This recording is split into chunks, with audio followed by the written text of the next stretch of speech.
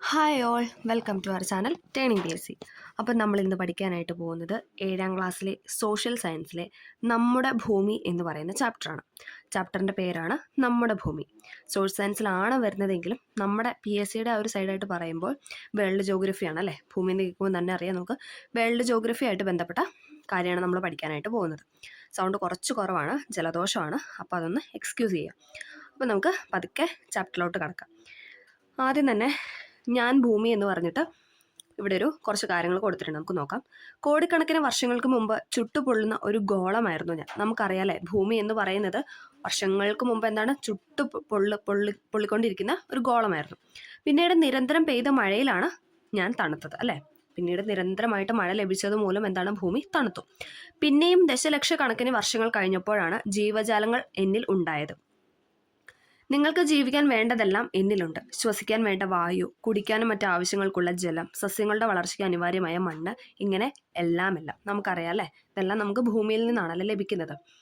പുഴകളും മലകളും താഴ്വരകളും സമതലങ്ങളും ഒക്കെയായി ഭൂമിയുടെ ഉപരിതലം എത്ര മനോഹരമാണ്. എന്നാൽ ഭൂമിയുടെ ഉള്ളറ രഹസ്യങ്ങളിലേക്ക് നമുക്കൊന്ന് കടന്നു ചെല്ലാം. അപ്പം നമ്മൾ പഠിക്കാൻ പോകുന്നത് ഭൂമിയുടെ ഉള്ളറ എന്ന ഒരു ടോപ്പിക്കാണ്. ഇമ്പോർട്ടൻ്റ് ആണ്. നമുക്കറിയാം, ഏതൊരു ക്വസ്റ്റ്യൻ പേപ്പർ എടുത്താലും, പി എസ് സിയുടെ ഏത് ക്വസ്റ്റ്യൻ എടുത്താലും അതിനകത്ത് ഭൂമിയുമായി ബന്ധപ്പെട്ട ഒരു ക്വസ്റ്റ്യൻ ഉണ്ട്. നമുക്കറിയാമല്ലേ, പ്രിലിംസിലും മെയിൻസിലും ഒക്കെ ചോദിക്കാറുണ്ട്. ഡിഗ്രി ലെവലിലോട്ടൊക്കെ വരുമ്പോൾ കുറച്ച് ഡീറ്റെയിൽ ആയിട്ടാണ് ചോദിക്കുന്നത്. അതേസമയം 10th +2 എന്നൊക്കെ പറയുമ്പോഴത്തേക്കും ക്വസ്റ്റ്യൻ ആയിട്ടാണ് ചോദിക്കാറ്. അപ്പോൾ നമുക്ക് പതുക്കെ സ്റ്റാർട്ട് ചെയ്യാം. ഭൂമിയുടെ ഉപരിതലത്തിലെ ചൂടിനെ കുറിച്ച് നമുക്ക് ധാരണയുണ്ട് അല്ലെ. നമുക്കറിയാലോ, ഭൂമിയുടെ ഉപരിതലത്തിൽ എന്താണ്, ഭയങ്കര ചൂടാണല്ലേ. എന്നാൽ ഉള്ളറയിലെ ചൂട് അതികഠിനമാണ്. അതായത് ഭൂമിയുടെ ഉപരിതലത്തിലെ ചൂട് വെച്ച് നോക്കുമ്പോൾ ഉള്ളറയിലെ ചൂടെന്ന് പറയുന്നത് അതികഠിനമാണ്. ഉള്ളറയുടെ കേന്ദ്രഭാഗത്തെ ചൂട് ഏകദേശം 5500 ഡിഗ്രി സെൽഷ്യസ് ആണ്. അതായത് നമ്മളിപ്പോൾ പറയുന്നത് ഭൂമിയുടെ ഉള്ളറയാണ് അല്ലെ, അകത്തെ പോർഷനാണ് നമ്മൾ പറയുന്നത്. അവിടെ കേന്ദ്രഭാഗത്ത്, അവിടുത്തെ ആ സെന്റർ എന്നൊക്കെ പറയുന്നത് അല്ലേ, കേന്ദ്രഭാഗത്തെ ചൂട് എന്ന് പറയുന്നത് എന്താണ്, ഏകദേശം ഒരു കണക്കാണ്. 5500 ഡിഗ്രി സെൽഷ്യസ് ആണ്. നമുക്ക് ചിന്തിക്കാൻ പോലും പറ്റില്ല അല്ലേ ആ ഒരു ചൂട് എന്ന് പറയുന്നത്. 100 ഡിഗ്രി സെൽഷ്യസിലാണ് വെള്ളം തിളയ്ക്കുക അല്ലേ. നമുക്ക് ആ ഒരു ചൂട് പോലും നമ്മളെ കൊണ്ട് താങ്ങാനായിട്ട് സാധിക്കില്ല. 5500 ഡിഗ്രി സെൽഷ്യസ് ചൂട് നിങ്ങൾക്ക് സങ്കല്പിക്കാനാകുന്നുണ്ടോ അല്ലേ. നമുക്ക് ചിന്തിക്കാൻ പറ്റത്തില്ല അല്ലേ. നിങ്ങൾ ഖനികൾ എന്ന് കേട്ടിട്ടുണ്ടോ? അവയിൽ ഏറ്റവും ആഴമുള്ള ഖനിയുടെ താഴ്ച എത്ര കിലോമീറ്റർ ആണെന്ന് അറിയാമോ? ഏകദേശം 12 കിലോമീറ്റർ. അതായത് ഖനികൾ എന്നൊക്കെ നമ്മൾ കേട്ടിട്ടുണ്ടല്ലോ, അവിടുത്തെ താഴ്ച എന്ന് പറയുന്നത് 12 കിലോമീറ്റർ ആണ്. അത്രത്തോളം ദൂരം പോലും മനുഷ്യന് ചെന്നെത്താനാകുന്നത് യന്ത്രങ്ങളുടെയും സുരക്ഷാ ഉപകരണങ്ങളുടെയും സഹായത്തോടെയാണ് അല്ലേ. നമുക്കറിയാലേ, നമ്മൾ നേരിട്ട് അല്ലേ, ചുമ്മാ നമുക്കങ്ങ് നടന്നിറങ്ങാനൊന്നും പറ്റത്തില്ല അല്ലേ. നമ്മൾ ഓരോ യന്ത്രങ്ങളൊക്കെ അവരുടെയൊക്കെ സഹായം തേടിയിട്ടാണ് നമ്മൾ ഖനികളിലൊക്കെ പോലും മനുഷ്യന്മാർ ചെന്നെത്തുന്നത്. ഏകദേശം 6371 കിലോമീറ്റർ ആണ് ഭൂമിയുടെ കേന്ദ്രത്തിലേക്കുള്ള ദൂരം എന്ന് പറയുന്നത്. അതായത് നമ്മൾ പറഞ്ഞു, കേന്ദ്രത്തിൽ 5500 ഡിഗ്രി സെൽഷ്യസ് ആണ് ചൂടെന്ന് പറഞ്ഞു. അപ്പോൾ അവിടെ നമുക്ക് ചെന്നെത്തണമെങ്കിൽ എത്ര കിലോമീറ്റർ നമ്മൾ താണ്ടണം? 6371 കിലോമീറ്റർ നമ്മൾ സഞ്ചരിക്കേണ്ടി വരും. അപ്പോൾ ഭൂമിയുടെ ഉള്ളറയെക്കുറിച്ചുള്ള വിവരങ്ങൾ മനുഷ്യനെ നേരിട്ട് ചെന്ന് മനസ്സിലാക്കാൻ സാധ്യമാണോ അല്ലേ? അത്ര പെട്ടെന്നൊന്നും അല്ലേ, നമുക്ക് നോർമലായിട്ട് ഇരുന്ന് പെട്ടെന്നൊന്നും ചെന്നെത്താനായിട്ട് സാധിക്കില്ല.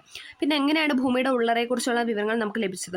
ചില ശാസ്ത്രീയ പഠനങ്ങളുടെയും നിഗമനങ്ങളുടെയും അടിസ്ഥാനത്തിലാണ് ഭൂമിയുടെ ഉള്ളറയെ സംബന്ധിച്ച വിവരങ്ങൾ രൂപപ്പെട്ടിട്ടുള്ളത്. നമുക്ക് ഓരോന്നോരോന്നായിട്ട് ഡീറ്റെയിൽ ആയിട്ട് പഠിക്കാം. ഓക്കെ. അഗ്നിപർവ്വത സ്ഫോടനങ്ങളിലൂടെ ഭൂമിയുടെ ഉപരിതലത്തിൽ എത്തിച്ചേരുന്ന വസ്തുക്കൾ പരിശോധിക്കുന്നതിൽ നിന്ന് നമുക്ക് കണ്ടെത്താനായിട്ട് സാധിക്കും. അതുപോലെ തന്നെ ഖനികളിൽ നിന്ന് ശേഖരിക്കുന്ന വിവരങ്ങളിൽ നിന്ന് അല്ലേ, നമ്മൾ പറഞ്ഞു ഖനികളിലൊക്കെ നമ്മൾ ചെന്നെത്താറുണ്ടല്ലേ യന്ത്രങ്ങളുടെ ഒക്കെ സഹായത്തോടെ. അപ്പം അങ്ങനെ അവിടെ നിന്ന് നമ്മൾ ശേഖരിക്കുന്ന വിവരങ്ങളുണ്ട്. ഭൂകമ്പ സമയത്ത് ഉണ്ടാകുന്ന തരംഗങ്ങളുടെ ചലനം വിശകലനം ചെയ്യുന്നതിൽ നിന്നും നമുക്ക് എന്താണ്, ഭൂമിയുടെ ഉള്ളറയെക്കുറിച്ച് നമുക്ക് മനസ്സിലാക്കാനായിട്ട് സാധിക്കും. എന്തൊക്കെയാണ്? അഗ്നിപർവ്വത സ്ഫോടനങ്ങളിലൂടെ ഭൂമിയുടെ ഉപരിതലത്തിൽ എത്തിച്ചേരുന്ന വസ്തുക്കൾ പരിശോധിക്കുന്നതിലൂടെ, ഖനികളിൽ നിന്ന് ശേഖരിക്കുന്ന വിവരങ്ങളിൽ നിന്ന്, ഭൂകമ്പ സമയത്തുണ്ടാകുന്ന തരംഗങ്ങളുടെ ചലനം വിശകലനം ചെയ്ത്. ഇനിയാണ് നമ്മൾ ഇമ്പോർട്ടൻ്റ് ആയിട്ട് പഠിക്കാൻ പോകുന്നത് ഭൂമിയുടെ ഘടന അല്ലേ. നമുക്കറിയാം, ഭൂവൽക്കം, മാന്റില്, പുറക്കാമ്പ്, അകക്കാമ്പ്, അങ്ങനെ പറഞ്ഞ ഭൂമിയുടെ സ്ട്രക്ചർ അല്ലേ. ഭൂമിയുടെ സ്ട്രക്ചറായി ബന്ധപ്പെട്ട് എപ്പോഴും തന്നെ ക്വസ്റ്റ്യൻസ് വരുന്നതാണ്, നമുക്കറിയാം അല്ലേ. ഭൂമിയുടെ ഉള്ളറയെക്കുറിച്ച് എന്തൊക്കെ വിവരങ്ങളാണ് നിങ്ങൾക്ക് മനസ്സിലാക്കാൻ സാധിക്കുന്നത്? ഭൂമിയുടെ ഉള്ളറയെ വിവിധ പാളികളായിട്ട് തിരിച്ചിട്ടുണ്ട്. നമുക്ക് കാണാം അല്ലേ, ഭൂവൽക്കം, മാന്റിൽ, അതേ പിക്ചർ കൊടുത്തിട്ടുണ്ട്. ഭൂവൽക്കം, മാന്റില്, പുറക്കാമ്പ്, അകക്കാമ്പ് എന്നിങ്ങനെ പറഞ്ഞ് പല പാളികളായിട്ട് തിരിച്ചിട്ടുണ്ട്. ഏറ്റവും പുറമെയുള്ള പാളിയാണ് ഭൂവൽക്കം അഥവാ ക്രസ്റ്റ് എന്നറിയപ്പെടുന്നത്. ഇമ്പോർട്ടൻ്റ് ആണ്. ഏറ്റവും പുറമെയുള്ള പാളി പിവയ്ക്കായിട്ട് ചോദിച്ചിട്ടുണ്ട്. ഏറ്റവും പുറമെയുള്ള പാളിയാണ് ഇതെന്ന് പറയുന്നത് ക്രസ്റ്റ് അഥവാ ഭൂവൽക്കം എന്ന് പറയുന്നത്. ഓക്കെ, ഇടയ്ക്ക് സൗണ്ട് പോകുന്നുണ്ട്, ഒന്ന് ക്ഷമിക്കണേ. അപ്പം നമ്മൾ ഇനി നോക്കാൻ പോകുന്നത് ക്രസ്റ്റ് അഥവാ ഭൂവൽക്കമാണ്. ഓക്കെ, ഭൂമിയുടെ ഏറ്റവും പുറമേ ഉള്ളതും താരതമ്യേന നേർത്തതുമായ പാളിയാണ് ഭൂവൽക്കം. ഇമ്പോർട്ടൻ്റ് ആണ്.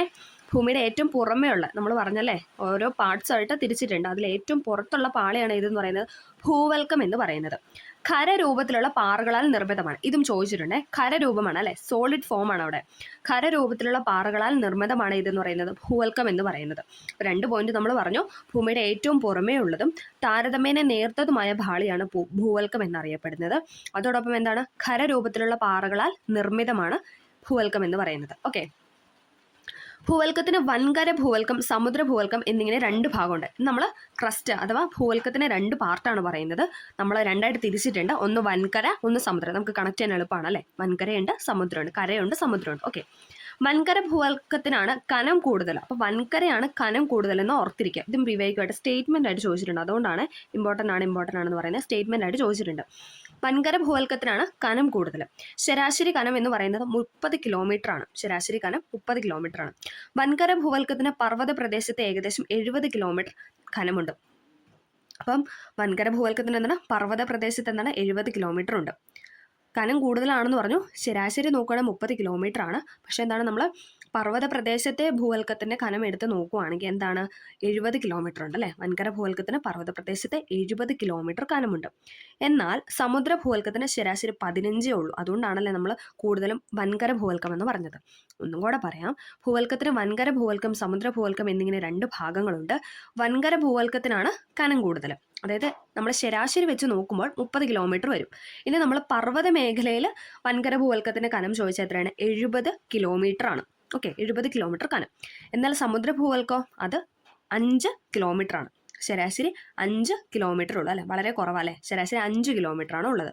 ഓക്കെ, ക്ലിയർ ആയെന്ന് പ്രതീക്ഷിക്കുന്നു.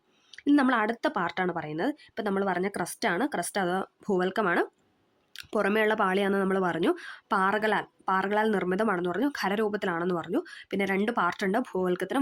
വൻകര ഭൂവൽക്കം ഉണ്ട്, സമുദ്ര ഭൂവൽക്കം ഉണ്ട്. പിന്നെ നമ്മൾ അതിൻ്റെ കനമൊക്കെയാണ് പറഞ്ഞത്. ഓക്കെ, ഇനി നമ്മൾ അടുത്തത് പറയാനായിട്ട് പോകുന്നത് ഇമ്പോർട്ടൻ്റ് ആണ്, മാൻഡിൽ എന്ന് പറയുന്നത്. ഇത് എപ്പോഴും നമുക്ക് സ്റ്റേറ്റ്മെൻ്റ് ആയിട്ട് തരുന്നത്, അങ്ങോട്ടും ഇങ്ങോട്ടും അല്ലേ, സ്റ്റേറ്റ്മെൻ്റ് ആയിട്ട് തരുന്ന ഒരു ക്വസ്റ്റ്യൻ ആണ്. അതുകൊണ്ട് തന്നെ എല്ലാവരും ശ്രദ്ധിച്ച് പഠിക്കാനായിട്ട് ശ്രമിക്കുക. അടുത്ത നമ്മൾ പറയുന്നത് മാൻഡിലാണ്. ഓക്കെ, മാൻഡിൽ ഭൂവൽക്കത്തിന് താഴെയുള്ള ഭാഗമാണ് മാൻഡിൽ അല്ലേ. ഭൂവൽക്കം ഏറ്റവും പുറമേയുള്ള പാളിയാണെന്ന് നമ്മൾ പറഞ്ഞു. അപ്പോൾ തൊട്ട് താഴെയായിട്ട് കാണപ്പെടുന്നതാണ് എന്തെന്ന് പറയുന്നത്, മാൻഡിൽ എന്ന് പറയുന്നത്. താരതമ്യേന കനമുള്ള ഭാഗമാണ് മാൻഡിൽ. താരതമ്യേന കനമുള്ള ഭാഗമാണ്.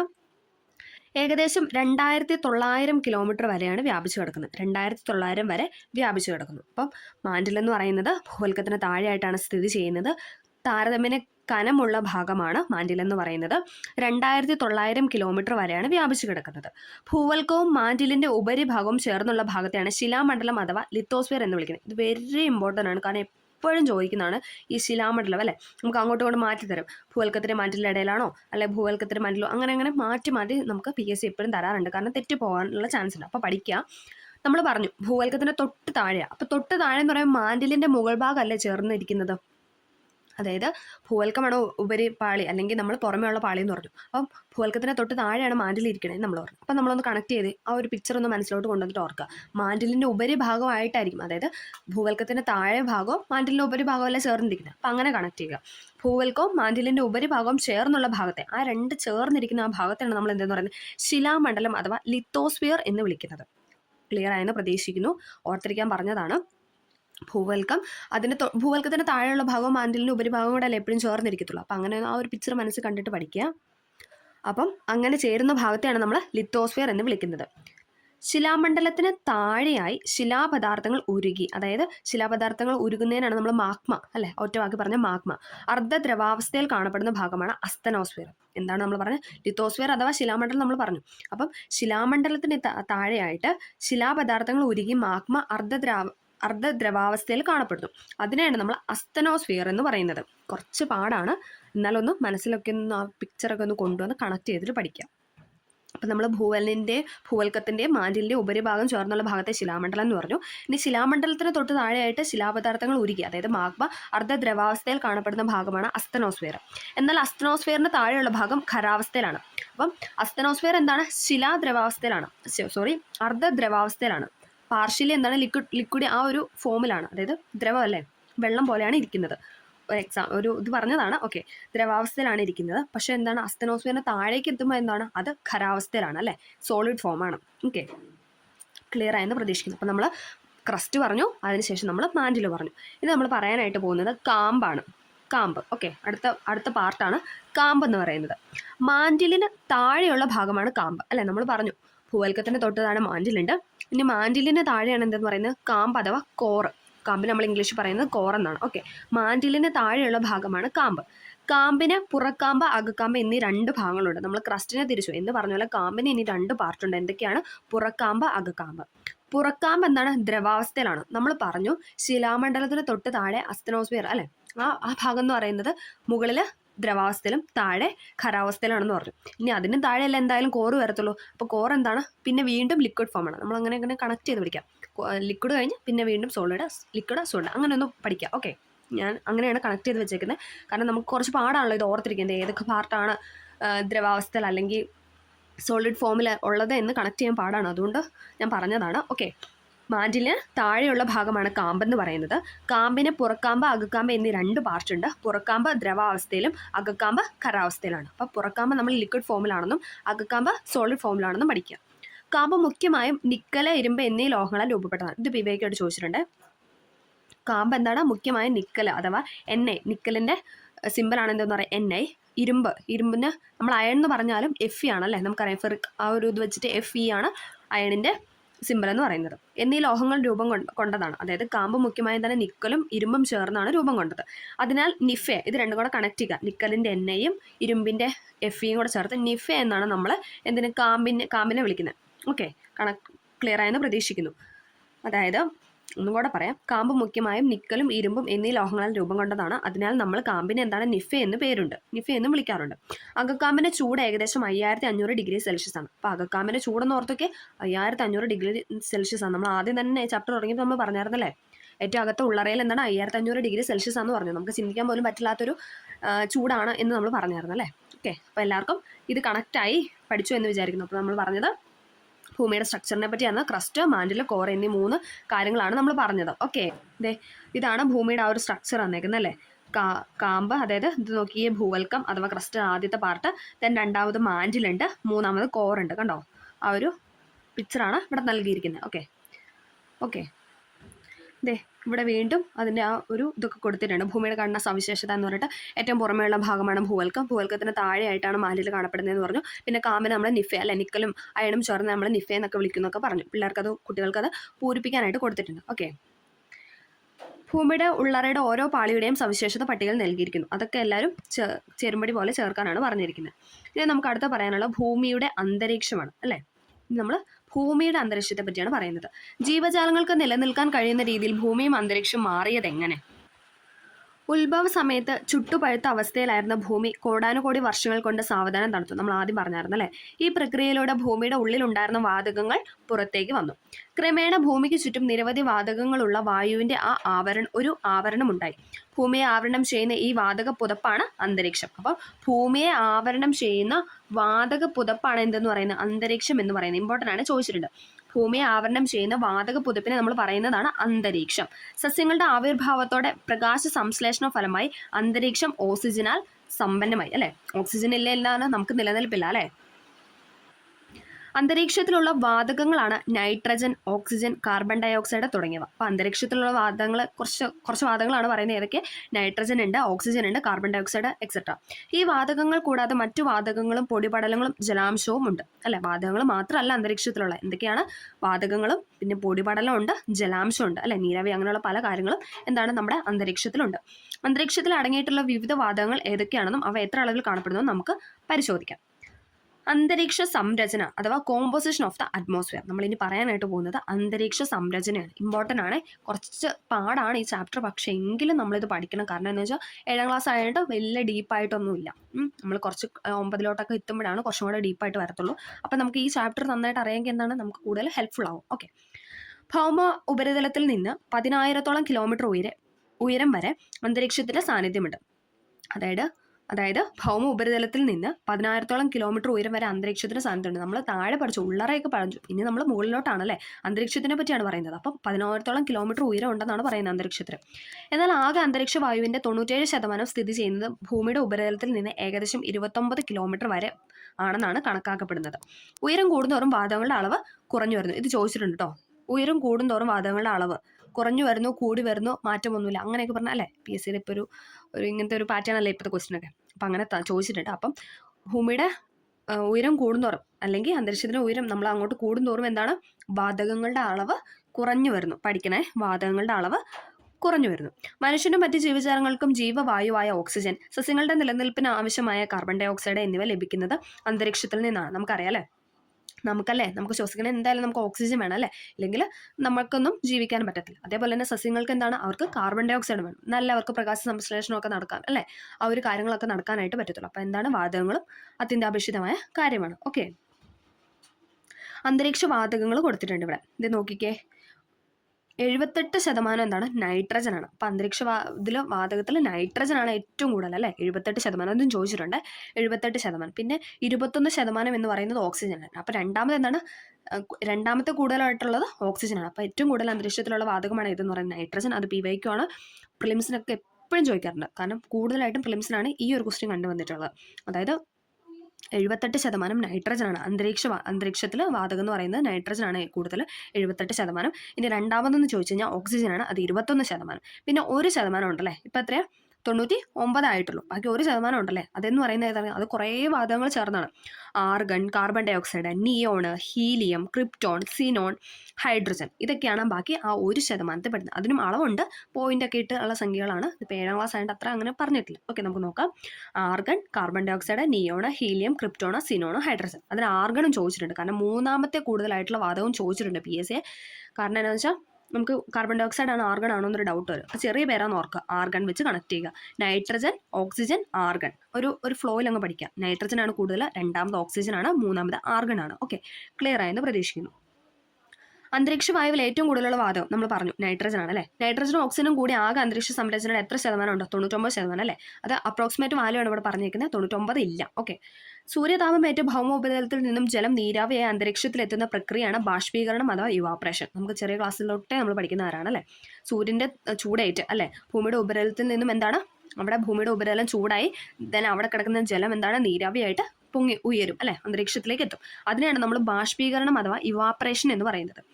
ഭൗമ ഉപരിതലത്തിൽ നിന്ന് ഏകദേശം 90 കിലോമീറ്റർ വരെ മാത്രമേ ജലബാഷ്പത്തിന് സാന്നിധ്യമുള്ളൂ. അതായത് നമ്മുടെ ഭൂമിയുടെ ഉപരിതലം എടുത്തു കഴിഞ്ഞാൽ അവിടുന്ന് 90 കിലോമീറ്റർ വരെയാണ് നമുക്ക് ജലമൊക്കെ കാണാനായിട്ട് ജലബാഷ്പത്തിന് സാന്നിധ്യം ഉള്ളൂ.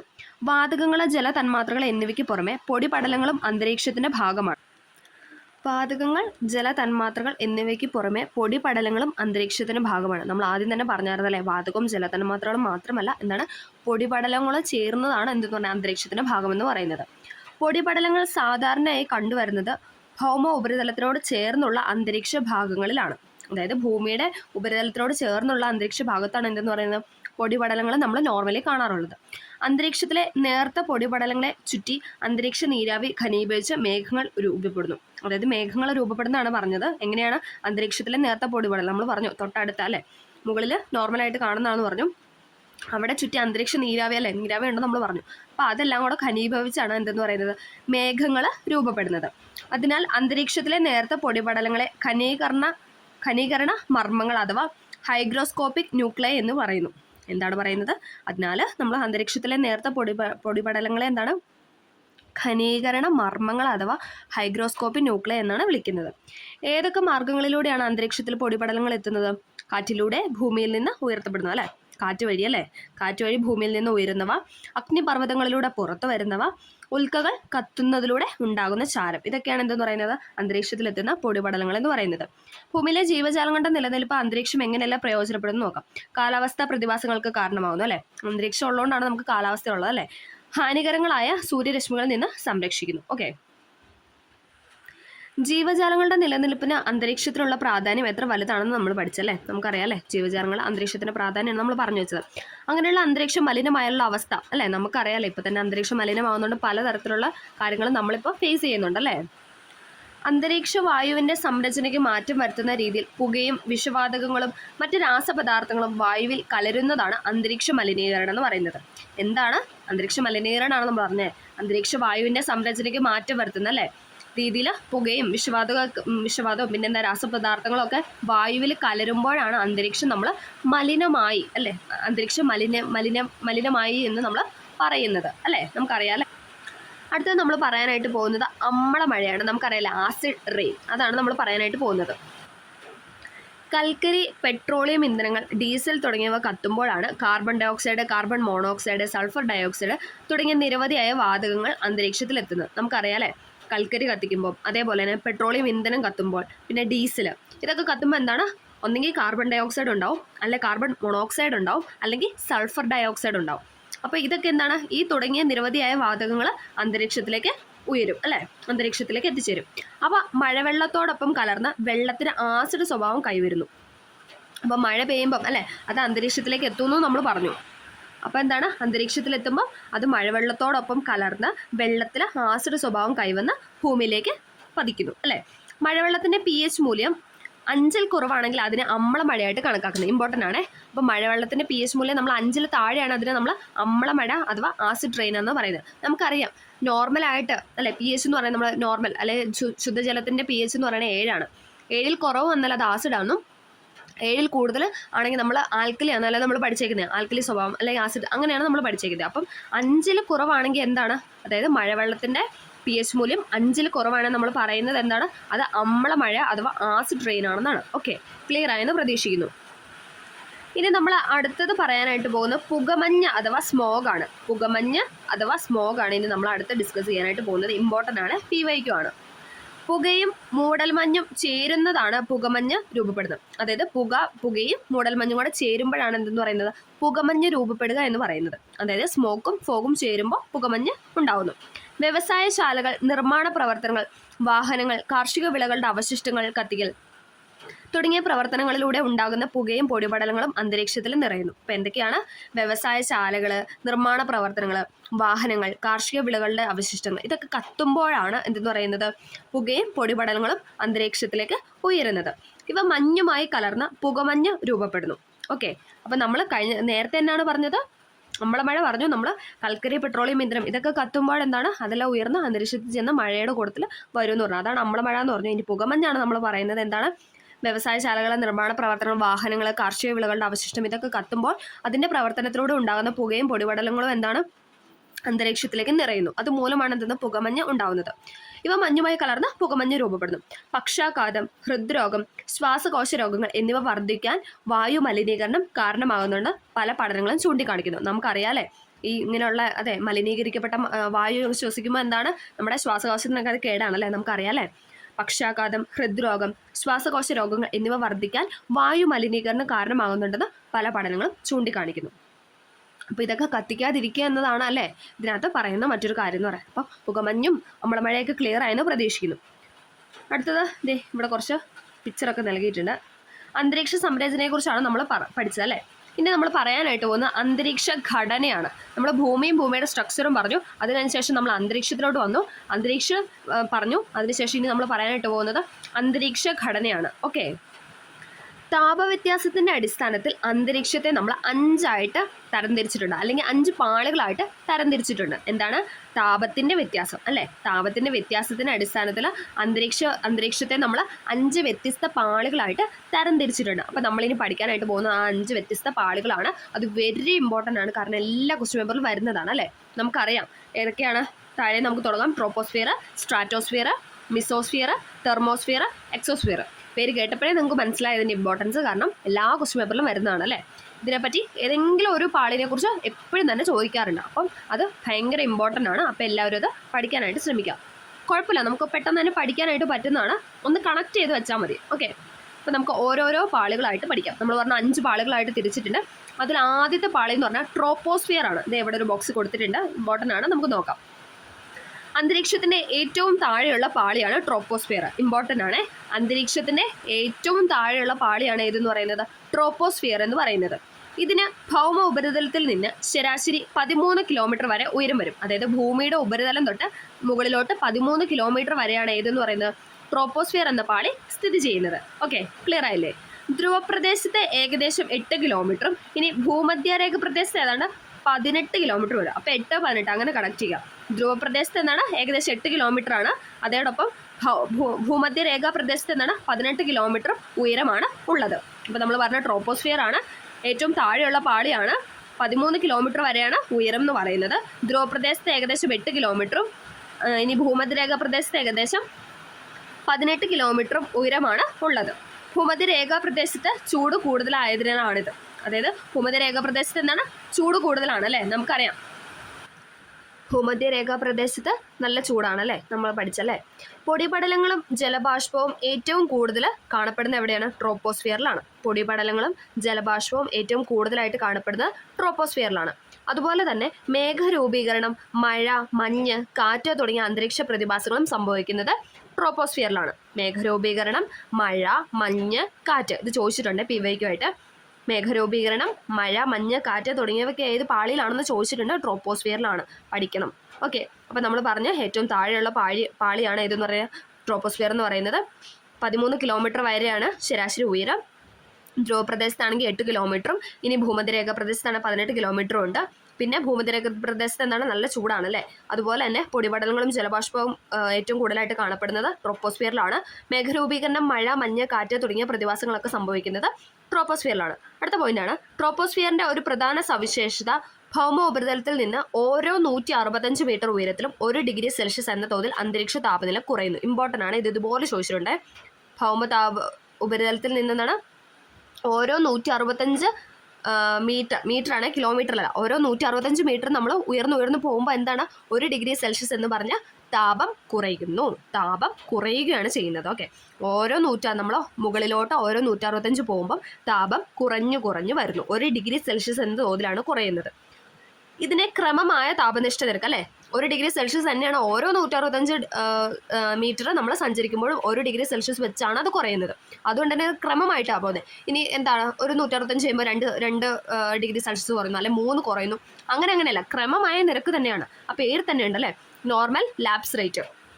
അപ്പം 1 ഡിഗ്രി സെൽഷ്യസ് കുറയുന്നതുകൊണ്ട് തന്നെ അതിനാണ് നമ്മൾ ക്രമമായ താപനഷ്ട നിരക്ക്, അതും ചോദിച്ചിട്ടുണ്ടേ, ക്രമമായ താപനഷ്ട നിരക്ക് എന്ന് വിളിക്കുന്നു. അപ്പം ട്രോപ്പോസ്ഫിയർ ക്ലിയർ ആയെന്ന് പ്രതീക്ഷിക്കുന്നു. ഓക്കെ, ഓരോ 165 മീറ്റർ ഉയരുമ്പോൾ എന്താണ്, 1 ഡിഗ്രി സെൽഷ്യസ് എന്ന തോതിൽ താപം കുറയുന്നു. ഓക്കെ, ക്ലിയർ ആയെന്ന് പ്രതീക്ഷിക്കുന്നു. അടുത്തതാണ് സ്ട്രാറ്റോസ്ഫിയർ. ഇത് ഇമ്പോർട്ടൻ്റ് ആണ്. സ്ട്രാറ്റോസ്ഫിയർ ട്രോപ്പോസ്ഫിയറിന് തൊട്ട് മുകളിലുള്ള അന്തരീക്ഷ പാളി. നമ്മൾ ഏറ്റവും താഴത്തെ പാളി ട്രോപ്പോസ്ഫിയർ ആണെന്ന് പറഞ്ഞു. ഇനി ട്രോപ്പോസ്ഫിയറിന് തൊട്ട് മുകളിലാണ് ഇതെന്ന് പറയുന്നത് സ്ട്രാറ്റോസ്ഫിയർ. ഓക്കെ, ഭൗമ ഉപരിതലത്തിൽ നിന്ന് ശരാശരി 50 കിലോമീറ്റർ വരെയാണ് ഉയരം. ഭൗമ ഉപരിതലത്തിൽ നിന്ന് എന്താണ്, 50 കിലോമീറ്റർ വരെ ഉയരം. സ്ട്രാറ്റോസ്ഫിയറിൽ ഒരു നിശ്ചിത ഉയരം കഴിയുമ്പോൾ താപം വർദ്ധിച്ചു വരുന്നു. നമ്മൾ ട്രോപ്പോസ്ഫിയറിൽ എന്താ പറഞ്ഞാൽ 165 മീറ്റർ ഉയരത്തിൽ പോകുന്ന അനുസരിച്ച് 1 ഡിഗ്രി കുറയുമെന്ന് പറഞ്ഞു അല്ലേ. പക്ഷെ ഇവിടെ എന്താണ്, സ്ട്രാറ്റോസ്ഫിയറിൽ ഒരു നിശ്ചിത ഉയരം കഴിയുമ്പോൾ അല്ലേ, ഒരു ഇത്ര ഉയരം കഴിയുമ്പോൾ എന്താണ്, അവിടുത്തെ താപം കൂടിയാണ് വരുന്നത്. സ്ട്രാറ്റോസ്ഫിയറിലാണ് ഓസോൺ പാളി ഉള്ളത്. ഇതും PYQ ചോദിച്ചിട്ടുണ്ട്. ഓസോൺ പാളി കാണപ്പെടുന്നത് ഏത് അന്തരീക്ഷ പാളിയിലാണെന്ന് ചോദിച്ചിട്ടുണ്ട്. സ്ട്രാറ്റോസ്ഫിയർ ആണ്. ഇത് ഉപരിതലത്തിൽ നിന്ന് ഏകദേശം 25 കിലോമീറ്റർ ഉയരത്തിലാണ് നിലകൊള്ളുന്നത്. അതായത് ഓസോൺ പാളി സ്ഥിതി ചെയ്യുന്നത് ഭൂമിയുടെ ഉപരിതലത്തിൽ നിന്ന് ഏകദേശം 25 കിലോമീറ്റർ ആണ് സ്ഥിതി ചെയ്യുന്നത്. ഓക്കെ, ഇനി നമുക്ക് ഓസോൺ ഭൂമിയുടെ രക്ഷാകവചം. നമുക്കറിയാമല്ലോ ഓസോൺ പാളി, നമ്മൾ വാർത്തയിലൊക്കെ എപ്പോഴും കേൾക്കുന്ന കാര്യമാണല്ലേ. നമുക്ക് നോക്കാം. സൂര്യനിൽ നിന്നുള്ള അപകടകാരികളായ അൾട്രാവയലറ്റ് രശ്മികളെ തടഞ്ഞു നിർത്തി ഭൂമിയെ സംരക്ഷിക്കുന്ന അന്തരീക്ഷത്തിലെ ഓസോൺ വാതകങ്ങളുടെ സാന്നിധ്യമാണ് അല്ലേ. അന്തരീക്ഷത്തിലെ ഓസോൺ വാതകങ്ങളുടെ സാന്നിധ്യം മൂലമാണ് എന്തെന്ന് പറയുന്നത്, സൂര്യനിൽ നിന്നുള്ള അപകടകാരികളായ അൾട്രാവയലറ്റ് രശ്മികളെ തടഞ്ഞു നിർത്തുന്നത്. നമുക്കറിയാലോ, നേരിട്ട് അത് ഭൂമിയിലോട്ട് പതിച്ച എന്താണ്, ഭൂമി അല്ലേ, നമ്മൾ മൊത്തം എന്താണ്, അപകടകാരികളായ ഒരുപാട് അൾട്രാവയലറ്റ് രശ്മികളൊക്കെ സൂര്യൻ്റെ ഇതിലുണ്ടല്ലേ. അപ്പോൾ അതൊക്കെ നമുക്ക് പതിച്ചു കഴിഞ്ഞാൽ നമുക്കത് ഇവിടുത്തെ ജീവജാലങ്ങൾക്കൊക്കെ അത് കേടാണ് അല്ലേ. അതുകൊണ്ടാണ് നമ്മളെ പൊതിഞ്ഞു അല്ലെ, ഒരു രക്ഷാ കവചം പോലെ നമ്മളെ പൊതിഞ്ഞു സൂക്ഷിക്കുന്നതാണ് ആരെന്ന് പറയുന്നത്, ഓസോൺ പാളി എന്ന് പറയുന്നത്. അൾട്രാവയലറ്റ് രശ്മികൾ വർദ്ധിച്ച തോതിൽ ഭൗമ ഉപരിതലത്തിൽ പതിച്ചാൽ അത് ജീവജാലങ്ങൾക്ക് ഹാനികരമാവുകയും ആവാസ വ്യവസ്ഥയെ ദോഷകരമായി ബാധിക്കുകയും ചെയ്യും. ഓക്കെ, ക്ലിയർ ആയെന്ന് പ്രതീക്ഷിക്കുന്നു. ഓസോൺ പാളിയിലാണ് നമ്മൾ പറഞ്ഞത്.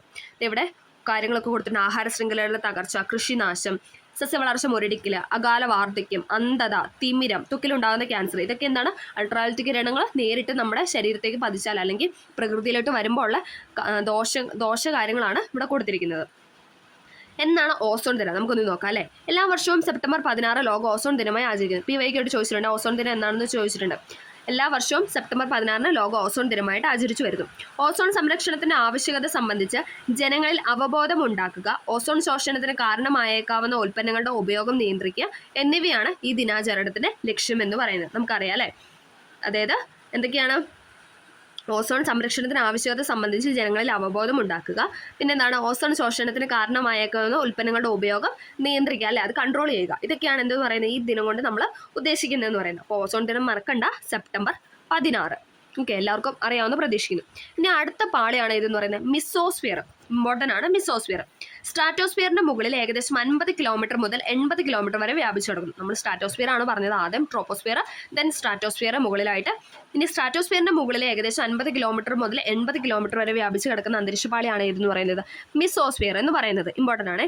ഈ പാളിയിലും ഉയരം കൂടുന്തോറും താപം കുറയുന്ന പ്രതിഭാസമുണ്ട്. അപ്പോൾ നമ്മൾ ആദ്യം പറഞ്ഞു ട്രോപ്പോസ്ഫിയറിൽ എന്താണ് 165 മീറ്റർ ഉയരം പോകുന്നതനുസരിച്ച് 1 ഡിഗ്രി കുറയുമെന്ന് പറഞ്ഞു. പിന്നെ എന്താണ്, സ്ട്രാറ്റോസ്ഫിയർ എത്തിയപ്പോൾ ഒരു നിശ്ചിത ഉയരം എത്തിക്കഴിയുമ്പോൾ ഓട്ടോമാറ്റിക്കലി കൂടുമെന്ന് പറഞ്ഞു. ഇനി വീണ്ടും കുറയാം. അപ്പം കുറയുന്നു, കൂടുന്നു, ദെൻ വീണ്ടും കുറയുന്നു. ഓക്കെ, കണക്ട് ചെയ്യാൻ പറ്റിയെന്ന് പ്രതീക്ഷിക്കുന്നു.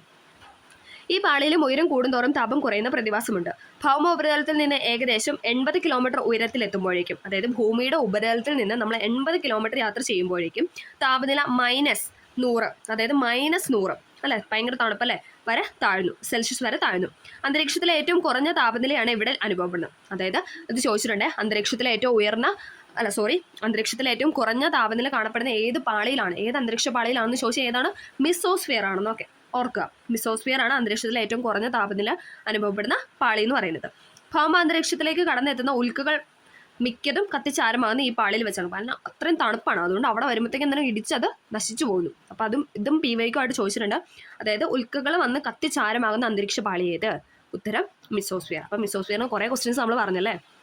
സ്ട്രാറ്റോസ്ഫിയറിന് മുകളിൽ ഏകദേശം 50 കിലോമീറ്റർ മുതൽ 80 കിലോമീറ്റർ വരെ വ്യാപിച്ചു കിടക്കുന്നു. പിന്നെ എന്താണ്, ഉയരം കൂടുന്ന അനുസരിച്ച് കുറയുന്ന പ്രതിഭാസം, താപം കുറഞ്ഞു വരുവാണ്. പിന്നെ -100 വരെ താഴ്ന്ന ഉള്ള തണുപ്പ് അവിടെ അനുഭവപ്പെടാറുണ്ട്. അന്തരീക്ഷത്തിൽ ഏറ്റവും കുറഞ്ഞ താപനിലയാണ് ഇവിടെ അനുഭവപ്പെടുന്നത്. പിന്നെ എന്താണ്, അന്തരീക്ഷത്തിലേക്ക് കടന്നെത്തുന്ന ഉൽക്കകൾ കത്തിച്ചാരമാകുന്നത് മിസോസ്ഫിയറിൽ വെച്ചാണ്. ഓക്കെ, ക്ലിയർ ആയെന്ന് പ്രതീക്ഷിക്കുന്നു. ഇനി നമ്മൾ അടുത്തത് പറയാൻ പോകുന്നത് തെർമോസ്ഫിയർ ആണ്. തെർമോസ്ഫിയർ മിസോസ്ഫിയറിന്റെ തൊട്ട് മുകളിലാണ് കാണപ്പെടുന്നത്. മിസോസ്ഫിയറിന്റെ മുകളിൽ ഏകദേശം 80 മുതൽ 400 കിലോമീറ്റർ വരെ ഉയരത്തിൽ സ്ഥിതി ചെയ്യുന്ന അന്തരീക്ഷ പാളിയാണ് തെർമോസ്ഫിയർ.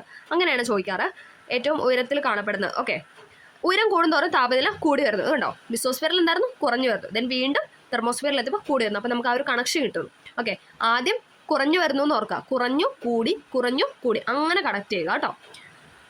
ഉയരം കൂടുന്തോറും താപനില കൂടി വരുന്നു. തെർമോസ്ഫിയറിന്റെ താഴ്ന്ന ഭാഗത്തെ അയണോസ്ഫിയർ എന്ന് വിളിക്കുന്നു. അതായത് മിസോസ്ഫിയറിന്റെ മുകളിലാണ് തെർമോസ്ഫിയർ എന്ന് പറഞ്ഞു. ഇനി തെർമോസ്ഫിയറിന്റെ താഴെയായിട്ട്, അതായത് ഏകദേശം ഇതിന്റെ രണ്ടിന്റെ നടുക്കായിട്ടാണ് ആരെന്ന് പറയുന്നത് അയണോസ്ഫിയർ സ്ഥിതി ചെയ്യുന്നത്. ഇതും ചോദിച്ചിട്ടുണ്ട്, നമുക്കൊന്ന് നോക്കാം. അയണോസ്ഫിയർ എന്താണെന്ന് നമുക്ക് നോക്കാം. അന്തരീക്ഷത്തിന്റെ ഏകദേശം 80 മുതൽ 400 കിലോമീറ്റർ വരെ ഉയരത്തിൽ അൾട്രാവയലറ്റ്, എക്സ്റേ തുടങ്ങിയ തീവ്ര രശ്മികൾ വാതക തന്മാത്രകളെ അയോണുകളാക്കി മാറ്റുന്നു. അപ്പോൾ അയോണുകളാക്കി മാറ്റുന്ന ഇതാണ് ഏതെന്ന് പറഞ്ഞാൽ അയണോസ്ഫിയർ എന്ന് പറയുന്നത്. ഒന്നുകൂടെ പറയാം, അന്തരീക്ഷത്തിന്റെ ഏകദേശം 80 മുതൽ 400 കിലോമീറ്റർ വരെ ഉയരത്തിൽ അൾട്രാവയലറ്റ്, എക്സ്റേ തുടങ്ങിയ തീവ്ര സൂര്യരശ്മികൾ വാതക തന്മാത്രകളെ അയോണുകളാക്കി മാറ്റുന്നു. ഈ പ്രക്രിയനെയാണ് നമ്മൾ എന്തെന്ന് പറയുന്നത്, അയോണീകരണം എന്ന് പറയുന്നത്. ഒന്നും കൂടെ പറയാം, അതായത് നമ്മൾ പറഞ്ഞു അന്തരീക്ഷത്തിന്റെ ഏകദേശം 80 മുതൽ 400 കിലോമീറ്റർ വരെ എന്താണ് അയണോസ്ഫിയർ അല്ലേ കാണപ്പെടുന്നത്. അതോടൊപ്പം എന്താ ഉയരത്തിൽ അൾട്രാവയലറ്റ്, എക്സ്റേ തുടങ്ങിയ തീവ്ര സൂര്യരശ്മികൾ വാതക തന്മാത്രകൾ അയോണുകളാക്കി മാറ്റുന്നുണ്ട്. ആ പ്രക്രിയനാണ് നമ്മൾ അയോണീകരണം എന്ന് പറയുന്നത്.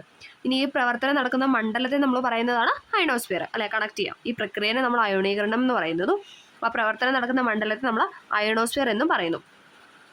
അയോണുകൾക്ക് വൈദ്യുതിയെ കടത്തിവിടാനായിട്ട് സാധിക്കും. ഇമ്പോർട്ടൻ്റ് ആണ്, ചോദിച്ചിട്ടുണ്ട്. അയോണുകൾക്ക് എന്താണ്, വൈദ്യുതിയെ കടത്തിവിടാനായിട്ട് കഴിയും.